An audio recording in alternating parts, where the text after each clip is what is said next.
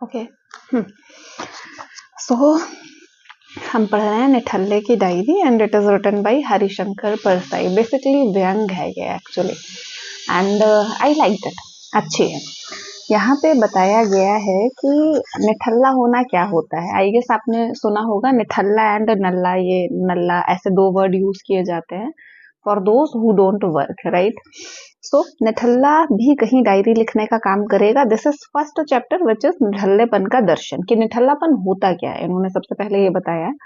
सो निठल्ला भी कहीं डायरी लिखने का काम करेगा, असंभव उसी तरह अविश्वसनीय जैसे यह कि तुलसीदास रामचरितमानस की पांडुलिपि टाइप करते पाए गए, राइट। या यह कि तुकाराम पियानो पर अपने अभंग गाते थे। मगर निठल्ले निठल्ले में फर्क है। जैसे इनकम टैक्स विभाग के ईमानदार और शिक्षा विभाग के ईमानदार में फर्क है, वो ईमानदार दोनों ही हैं।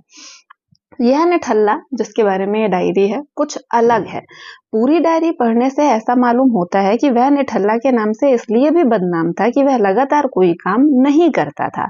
अगर वह लगातार चौराहे पर खड़े होकर लोगों को मुंह चढ़ाने का भी काम करता तो शायद उसे लोग निठल्ला नहीं कहते, क्योंकि वो कुछ तो कर रहा है। फिलहाल निठल्ला इसलिए क्योंकि वो लगातार कोई काम नहीं कर रहा, शुरू करता है फिर छोड़ देता है। जब घंटों भगवान की स्तुति करना काम माना जाता है तो मुंह चढ़ाना तो डेफिनेटली काम होगा। दूसरा कारण यह है कि वह ऐसा कुछ नहीं करता था जिससे उसका अपना फायदा हो। अगर वह गैर कानूनी शराब उतार कर बेचता और हवेली खड़ी कर लेता तो बड़े बड़े कर्मयोगी उसे गुरु मानते। अगेन व्यंग। वह शायद घूमता रहता था और जहां तहां घुस जाता था। नियम उसकी जिंदगी में नहीं था। नियम के कारण ही एक कुलटा कहलाती है और दूसरी पतिव्रता, राइट। कुलटा का कुल मिलाकर पुरुष संपर्क पतिव्रता से कम होता है तो भी। निठल्ले की डायरी के पहले के पन्नों में कुछ फुटकर बातें पाई गई जिनसे मालूम होता है कि नियमित कर्म के प्रति उसकी विरक्ति कैसे होती गई। डायरी प्रकाशित करने के पहले ये कुछ अंश यहाँ उद्धृत किए जाते हैं। श्रीमद् भगवद गीता की रचना किसने की? क्या कृष्ण ने सचमुच रणभूमि में अर्जुन से यह सब कहा जिसे व्यास ने लिखा? इस सारे उपदेश का नतीजा क्या हुआ? अर्जुन ज्ञानी हो गया और लड़ने लगा। यानी ज्ञानी वह जो हमेशा लड़ने को तैयार रहे, ये उसका खुद का सोचना है। पर दुर्योधन तो पहले से ही लड़ने को तैयार था। यानी दुर्योधन अर्जुन से ज्यादा ज्ञानी था। यानी बुरा आदमी अच्छे आदमी से ज्यादा ज्ञानी होता है। यह बात मेरे गले नहीं उतरती। गीता न कृष्ण ने कही न व्यास ने लिखी। गीता को federation of Indian chamber of commerce and industries के अध्यक्ष ने लिखा है या पैसे देकर लिखवाया है, प्रमाण मुझे लिख गया। गीता में लिखा है तुम्हारे अधिकार में सिर्फ काम करना है, तुम फल की इच्छा मत करो। हे मजदूरों, भगवान का आदेश है, काम करते जाओ, तनख्वाह मत मांगो। यह उपदेश मजदूरों की हड़ताल तोड़ने में काम आ सकता है। भगवान ऐसा उपदेश नहीं दे सकते, काम करो पर पैसा मत मांगो। सिद्ध हुआ। गीता या तो federation of Indian chamber of commerce and industries के अध्यक्ष ने लिखी है या फिर किसी से लिखवाई गई है। ये उसका पर्सनली सोचना है, राइट। इसीलिए राजा भोपाली को गीता विशेष प्रिय है। इस शोध के बाद मुझे कर्म से अरुचि हो गई। ये उसका पर्सनल सोचना है कि ये चीजें जो उसने खुद सोची कि ऐसे ऐसे हैं, इसके बाद उसे अब इंटरेस्ट नहीं है काम करने में। पुराने जमाने की बात है, भारत के किसी जामुन के पेड़ के नीचे 3 आदमी मुंह खोले लेटे थे और कह रहे थे, आ जामुन मेरे मुंह में गिर। जामुन गिरने ही वाली थी, वहां एक घुड़सवार आया। वह घोड़े पर बैठकर घूमने को बड़ा काम मानता था, जैसे आजकल सरकारी जीप पर बैठने को काम माना जाता है। उसने उन तीनों को हंटर मारकर भगा दिया। कई साल बाद पश्चिम में एक लड़का सेब के पेड़ के नीचे बैठा था। वह भी कह रहा था, आ सेब मेरे मुंह में गिर। सेब जामुन से बड़ा होता है। निष्कर्ष निकाला कि जहां तक खाने का संबंध है, पश्चिम का मुंह पूर्व से बड़ा होता है। Mind blowing. बीते साम्राज्य और सेब इसके गवाह है। उस समय वहां कोई घुड़सवार नहीं आया, क्योंकि यूरोप के सारे घुड़सवार संकट में फंसी सुंदरियों की रक्षा खोज कर रहे थे। सेब गिरा और लड़के ने ग्रेविटेशन, गुरुत्वाकर्षण का सिद्धांत खोज लिया। अगर वह घुड़सवार वहां ना जाता और एक जामुन भी उनमें से किसी के मुंह में गिर पड़ती तो उस सिद्धांत की खोज का श्रेय भारत को मिल जाता। भारत में अनुसंधान को कोई प्रोत्साहन नहीं दिया जाता। अनुसंधान करने के लिए बैठे मनीषी को अलाल कहा जाता है। उन्हें पहले घुड़सवार छेड़ता था और अब जीप सवार छेड़ता है।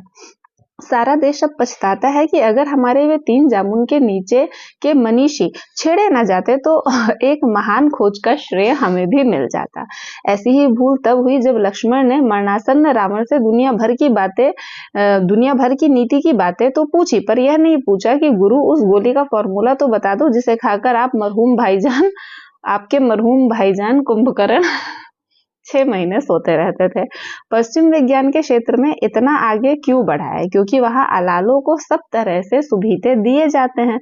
हमारे यहाँ वे निरादर के पात्र हैं। कहते हैं कि उसकी मर्जी के बिना पत्ता भी नहीं हिलता, तो उसकी मर्जी के बिना चोरी भी नहीं होती होगी। वह चोरी करता है और वही पुलिसमैन से गश्त दिलवाता है। तो करणीय क्या है और अकरणीय क्या है? ही इज कंफ्यूज्ड ना। मुझे लग रहा है ये डायरी पढ़ते पढ़ते हमें ऐसा लगेगा कि अच्छा हुआ वो निठल्ला था। अभी तो यही निश्चित नहीं है कि वह जेब काटने को बुरा मानता है। आखिर जेब कटवाता तो वही है। मैं कुछ कामों को अच्छा मानकर जिंदगी भर करता जाऊं और बाद में मालूम हो कि इन कामों को वह बुरा मानता है तो मैं नर्क में चला जाऊंगा। मैं जीवन रक्षा को अच्छा मानकर करूं, बाद में मालूम हो कि वह आबादी घटाने के लिए लोगों को मरवाना चाहता है। ऐसी हालत में मेरा सारा पुण्य पाप हो जाएगा। तब बुरे डॉक्टर स्वर्ग का सुख भोगेंगे और अच्छे डॉक्टर नर्क में सड़ेंगे। निर्णय होने तक कि क्या बुरा है और क्या अच्छा है अकर्म ही चलने दो। गली के मोड़ पर चबूतरे पर जगन्नाथ काका पालथी मारे बैठे हैं और देख रहे हैं। मैं पूछता हूँ काका क्या कर रहे हो? जवाब देते हैं बैठे हैं। सुबह पूछता हूँ तो बैठे हैं, दोपहर में पूछता हूँ तो बैठे हैं, शाम को पूछता हूँ तो बैठे हैं। और काका क्या हाल है? कुछ नहीं, बैठे हैं। आज मैंने सवाल बदला, कहिए काका बैठे हैं क्या? वे बोले भैया और क्या करें। मैं क्या बताता कि और क्या करें? मैंने कहा आप ही सोचिए कि क्या करें। उन्होंने जवाब दिया सब सोच लिया, कुछ करो तो आधे अच्छे काम होते हैं और आधे बुरे। कुछ नहीं करने से कोई बुरा काम नहीं होता। बुरा करने से यही अच्छा है कि बैठे बैठे अच्छा सोचो। 26 तारीख रात 11 बजे पंडित नेहरू ने कहा मैंने सब फाइलें निपटा दी, मेरा सब काम पूरा हो गया। दूसरे दिन पंडित जी की मृत्यु हो गई। इससे देश वासियों को क्या शिक्षा ग्रहण करनी चाहिए कि अपना पूरा काम करना खतरनाक है। जिसकी फाइलें पूरी हो जाएंगी उसकी मृत्यु हो जाती है। जिसे जीवित रहना है और देश की सेवा करनी है वह फाइलें कभी पूरी नहीं करेगा। जिसकी टेबल पर फाइलों का जितना बड़ा ढेर होगा वह उतना ही दीर्घायु होगा और उतना ही बड़ा देश का सेवक होगा। वाओ। शासन में मंत्री से लेकर क्लर्क तक वे मेरी श्रद्धा के पात्र हैं जो कभी काम पूरा नहीं करते। वे देश के लिए जीवित रहना चाहते हैं। केंद्रीय सरकार को सहज हिदायत देनी चाहिए कि जो अपना काम पूरा कर देगा उसे नौकरी से निकाल दिया जाएगा। वह मरकर अपनी सेवा से वंचित करना चाहता है। डायरी में निठल्ले के चिंतन और अनुभव के ऐसे अंश और भी बहुत हैं। आगे एक जगह लिखा है, अब मैं ऊब गया। मैंने दुनिया के बारे में बहुत कुछ अच्छा सोच डाला। मैंने आसमान से रोटियां बरसवा दी, चांद से दाल उड़ेल दी। मैंने सारे बमों को बोरों में भरकर समुद्र में डलवा दिया है। सारे कारखाने मैं मजदूरों को दे चुका हूँ। जगह जगह मैंने कल्प वृक्षों के बगीचे लगवा दिए हैं जिनके नीचे बैठकर लोग अपनी इच्छाएं पूरी कर रहे हैं। सारी सुंदरियों को मैंने उनके प्रेमी उपलब्ध करा दिए हैं और कोई विरहणी नहीं बची है। सारे कवि मुझे गालियां दे रहे हैं और जच्चा के गीत लिख रहे हैं। अब मेरे लिए कुछ सोचने को नहीं बचा है। अब मैं कुछ दिन घूम घूम कर दूसरों के काम में दखल दूंगा।